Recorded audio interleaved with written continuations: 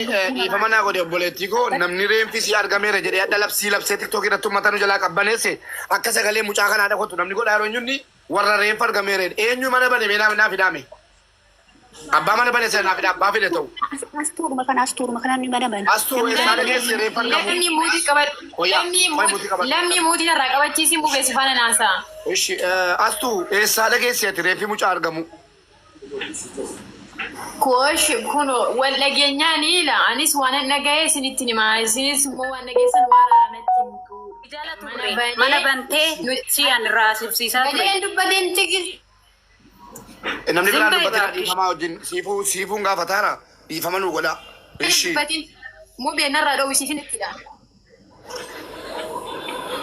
astu gaafataa jirta mo bee mana banne ganama yoo mana bannu maaliif bana banne obboleettii keenya obseetu kaleessa yoo dubbattu viidiyoo waraabdee obseen gadhiiste viidiyoon sun maal jedha obboleettiin keenya kun duutee jirti viidiyoo sanarratti jechuudha sagalee ishii viidiyoo sanarratti obboleettiin keenya kun duutee jirti waan ittiin biyya galtu hin qabdu gargaaraati hospitaala keessa jirti nu gargaaraa jettee dubbatte viidiyoo sanarratti hundoofneet mucattii sana waamnee gaafataa turre ganama. Okay, mucatti na waami meme erga waamu dandeesse na waami nan barbaadaasitti. Warri sobduu maal taate jettan afaan keessan qabata anuu sobaa jedhamaa jira anuu sobduun jedhamaa jira kaleessa utuu waan nyaatiin isaati waan si gaafanne qofa godhi malee san nutis nuti mucatti barbaadan jedhamaara waa'ee sobaatuun ta'in waa'ee mucatti waafnee boolaggeeffadhaa mubela mucatti waafnee gaafataa turre ganama gaara astuu koo eessaa buutee akkana jettee dubbatte please obsee waami yalla sala waami baqa sheeritti godhee waaman moo dhufti ish laa dirqama akka waamtetti waamuu dhagaa eeyyoo mubaarakani waan tokkoon dubbadhamee hubee waan takkitti na dubbachiisi dursee maalla goote micayoon asteer jedhamtu kuni gaafa jalqaba otoo sitti dhufin otoo gara kee kana micayoo kana haan hin fidini irraa dubbanne sagalee haa taanu fi gara mubaarakittis geessinee kallattii qabsiifnee micayoo kana sagalee taana noomaa gochuu hin dandeenyu gaafan jedhu micayoon obsee jedhamtu kuni nu bira dhuftee jechuudha mana tigisti dhuftee gaaddisaa galcheedha maara gaaddisaa torba barreessi sin galchaa ilaalaa galchaa ishi dubbadhu eeyyee kan achi dhuftee maal jetti ka mubaaraki maallaqa walitti buusaa ani dhaqeen sinii baasaa micayyoo kana reeffa sinii baasuu danda'a wanni maxxansaato kan akkaawuntii maxxansaato maallaqa guuratu natu sinii baasa danda'a jetti haasofteef taate gaafa ishiin fixattuu naatti obboleettii koo jedhee eenyu kana jedhe obsee shi nama jedhu gastii kiyyarratti mubaarak odoo dubbisuu ranga gaaddisaa lakkoofsi qofa barreeffataa galchee namni biraan seenaa harkisee maallaqa walitti buusaa eeyyee maalan jedheen kaani achuma obboleettii koon jedheen adabadhu reenfa dhabne obboleettii kana haadhoo keenya ni dhabne reenfas ni dhabne amma immoo maallaqa dhabu namni itti sii galu hin jiru namni maallaqa walitti buuse sitti kennullee hin jiru ati lammaanyi maallaqa namaa funaanuu taate yoo taate nala mucayyoo sagalee ta'uu hin dandeessu waa'ee maallaqa nurraa dhaabe keessa hin jirru deemee nu lubbuu shi barbaadan reenfa shi barbaadna bu'ii nurraa hin jedhe ijoolleen antiin dubbatina adabadhaan jedhe lakkoofsa obbolaanaa kennaa jette baatee nurraa deemte amma maal goote ka deemte viidiyoo shi jalatti maal dalagde micayyoon kuni duutee jirti waan ittiin galtutu dhabamee waan ittiin galtu waan dhabamee maallaqa buusan hin galchaa jettee viidiyoo hojjettee jechaa jirti ishii kun gaafsanis uffee kana duratti dalagdee nu harkatti qabnaan nu biraa buute ammayyuu ishii naa dhuftuu jette kun haa dhuftu waan akkanaa dalaganii kanaaf ibsaan olii fiigan.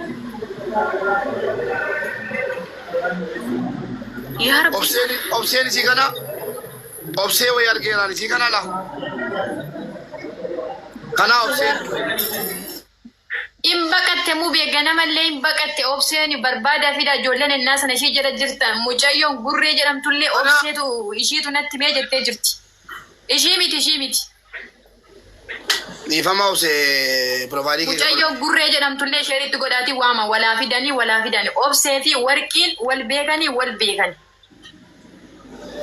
garuu reeffa mucaa sunneen guruupi matakka jechuu ijoollee shamarranii reeffa mucaa kana taphachuun maaliif barbaachise garuu isin shamarran miti nukkoo shamarran biyya arabaa iyyachuudha qabna iyyuudha qabna nuufaa ba'u reeffisii nuufaa mul'ata dhiibnee keessaa baanu maaliin nu baxabbattu jarri obsee jinnii jedhamtan obsee amma naa fidaa yookiin immoo suuraa obsee naa fidaa suuraa obsee naa fidaa warri qabdan Asirra keenya barbaadanna.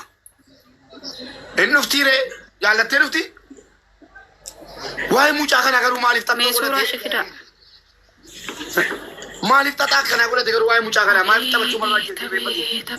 Taphee yaa madaana. Maaliif itti taphachuun feesise garuu mucaa kanatti? Maaluma isin goote?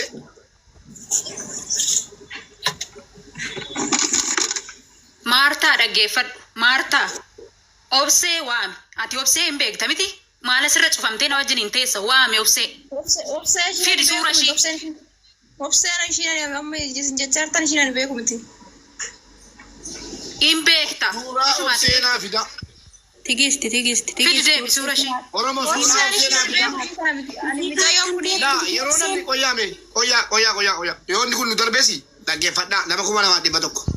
Mina ayyaatuus Yoo naatti nan dhaggeeffadhaa namni tokko wayii yoo inni dhufee gastii irratti affeerame waan shakkii wayii aasee piroofaayilii jala galaati yoomiyyuu dhageessanii yoomiyyuu iskireeshuu godhaa footoo lamaan tokko faaraan ta'ina. Dhageessanii Mube olla deebita dhaqeen iskiriishuut godhee fidee dhufaam. dhaggeeffadhaa maal namni tiktokii siillee footoo kaasinaaf tiktokii siillee footoo kaasinaaf tiktokii siillee footoo kaasinaaf bakka Obseen kami? Qoy. Qoy bakka. Dubbii dhaabii godhaame warri dubbii walii gadooftan ammasini an dubbii ashkarakkaraa jiru. An dhugaa mijoo dhoksaa jiru. Adabadhaa ta'a walii gadi talaawwasina. Maal gootu miidiyaa warra mana banatu jala dhaxxanii tolde. Maal goota? Ati Maartaa bakka baay'eesti argeera miti ani. Maal gootan? Mubee bira geera dubbiin mubeetu xumuraa jechaa jirra miti. Maal gootu bakka mana banattanii warra mana banatan wajjin hin bukeessitu deemtanii.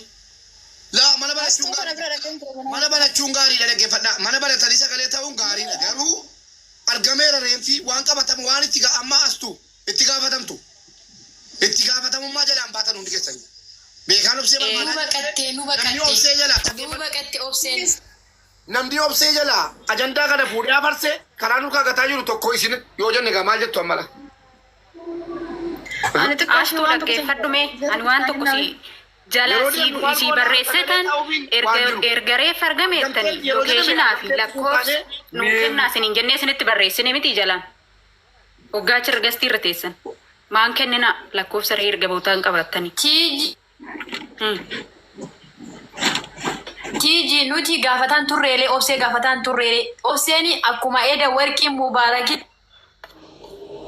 tetti aasaan shayee ijoollee biraa gaafadhu obseen sunii fi warqii firummaa akka qabanidha kan ijoolleen dubbatan.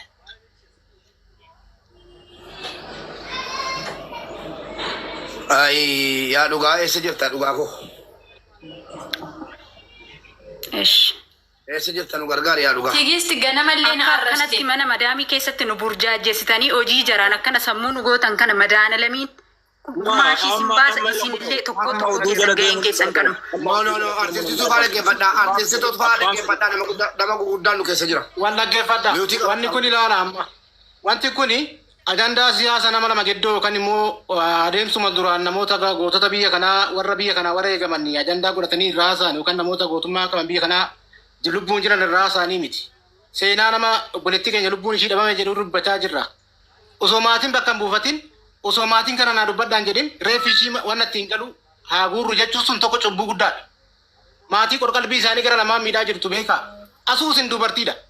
Dubartii taatanii obboleettii ta'esan taatee waa'ee ishii irraa dubbachuuf iyyuu tokko itti fayyadama miidiyaa beekuun barbaachisaadha. Akkaataa itti sagalee taataniif wallaalu irraa kan ka'e reeffa ishii waan ittiin galchinu kana guuraa jechuun salphina guddaa salphina ajandaa badaa keessatti argitanii maaltu nu galchaatiin hin jedhee maatii isin himachuu danda'a. Ofirratti seenaan hojjetina. Amma akka ishiidhaa sagalee isaan barbaachisaa ta'an akkana jettee beelu Obseen lakkoofsa tokko barreeffata artuu. waan jedhame san ragaan qabadhaati gara sagalee ta'utti adeemamuun jedhaan. Ajandaa bantanii warra dubbattan Waa'ee obboleetta nan beekamu. Obseen isin kun eessatti beetti waan akkanaa lakkii boo kanan taatu abadan. Maal lakkoofsa isin qaba isii kana taanaan? Isii kana? Beeku. Ishuma kana een akkana nuun jedhe. Dhaabbateen akkana nuun jedhe shiidha. Eeyyee. Hai. Maali? Intalli isiin ijoollee jimmaa bira jirtu intalli shawaanii waa'ee du'a sii beektu na bira dhuftu naan hin jennee tobse. Eessatti immoo waa'ee malaqaatti galteeti immoo. Mubaariki koyi naa hubadhaa hundumti keessanii. Ayyee kottu dubbadhu viidiyoo as beeti. Maahii qabadhaa moo kan mubaariki koyi. Maahii qabadhaa hundi keessan viidiyoon nu bayyaa rakoo. Ishii.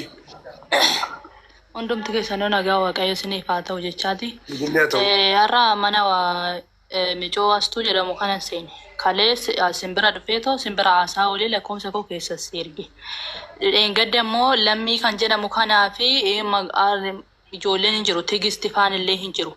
TikTok isaanii dura seenee nagaa gaafadhee haasayanii nageenya achi gada galagala isaan biratti dhaga'ee balaa konkolaataati jechuun immoo ana bichaa miti kan dura odeesse balaa konkolaataa isaan kan jedhan.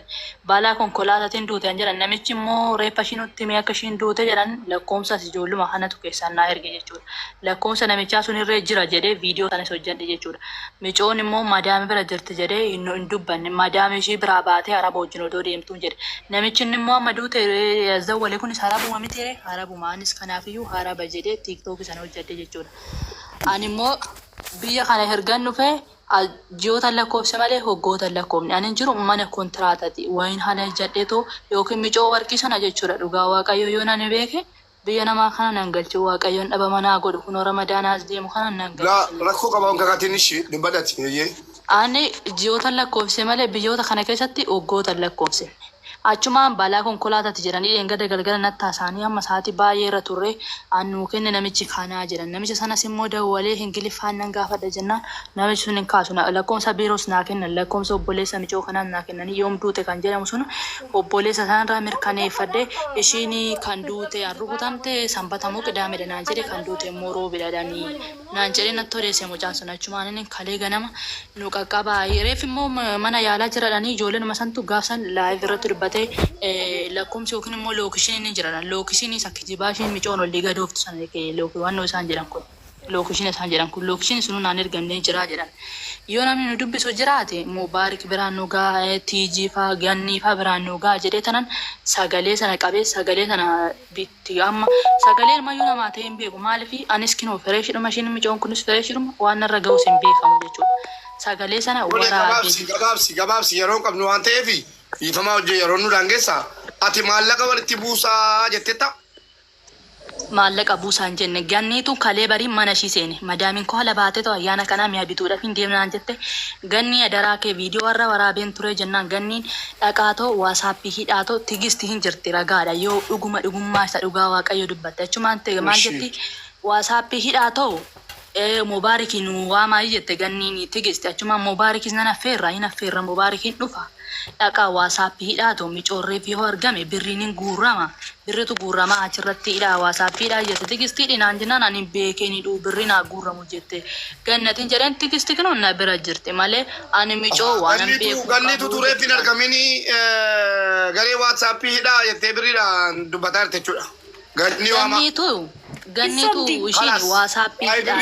Waa'ee birrii keessaa bahi. Gannii waama. Carraanaa kenna. Ganniin akkas hin jenne. Ini jina isin turraa dubbata gannirra isin turraa dubbata ana gaafataa jira callisa ganni waamaa warri bilbila qabdanu gannina waamaa sin tokko obse mucaan argamte jetteetta ammas mucaan argamte jetteettaati. Ara mucaan argamne mucaan reeffi ishii mana yaalaa jiradhanii namni itti siqeetoo reeffa kana farramee yaada farramamee fuudha waan ta'eef. Eenyu siin jedhe mana yaalaa jira jedhanii erga jette. Nalaga gaaffii kooti deebi. Reenfisii mana yaalaa jira jedhani ka jette maalirra dhaabatteetu eenyuun mana yaalaa jira siin jedhe jarri iyyuu hin jenneeho. Jarri mucaan harkatti duute iyyuu yoo duute jiraatte warri mucaa ukkaamse iyyuu hin jenneeho. Ani nan irraa dhagaye kaasinitti taane madheen gadda galgala ani nan kana dhagaye lammii faa tigisti faa ijoolleen hin jiru laayivii isaanii. Namni dhibbii bakkatti laasa'u afaan eenyurraa dhageesse Reeffi mucaa mana yaalaa jira jechuu eessaa fuute abalurraan dhagaye malee. Ijoollee kanarraan dhagaye laafuma ijoollee kam fakkeenyaaf yoo lammii faana jiru lammiif dhiiga kan jedhu kun tigisti mana isaanii seene jechuudha laayivii isaanii. Lammii. Wayye. Jetteetta. Mobee koo laabar gaafa jalqaba otoo sittiin dhufin lookeeshinii nutti kennamee micayyoo mana yaalaa jirti namni ittiin jedhe sin jiru micayyoo dubbii bocorroqtee dubbiin borcine Ani mee uumaan balleessineeti viidiyoon nama waraabisan irratti ilaalanii too naqee kan malee wanta na balleessan jiru immoo ani immoo gatii ani immoo dogoggorri koo guddaan ishee viidiyoo sana muddamee dhaqee sagaleen kiyyaan nama bira ga'u sagaleen kiyyaa dhagahamu jedhee amma wanni taateetti ammarraa kaasii dhaabbadhu waan akkasii shi. Kalaasani kaaseera viidiyoo sana iyyuu bar. Baga kaaste viidiyoo isin calluma jettanii gadi waraabdanuun namni burjaajee hadha maal jedhe reenfi mucaa argameera mubaarak. Ajandaa dubbatiin harkiftan. Lakkoofsa obboleessa sii barbaadaa obboleessa sii kan nagaasaa moo maal jette namni maal maqaan isaa abbo harkaa badeeyyuu.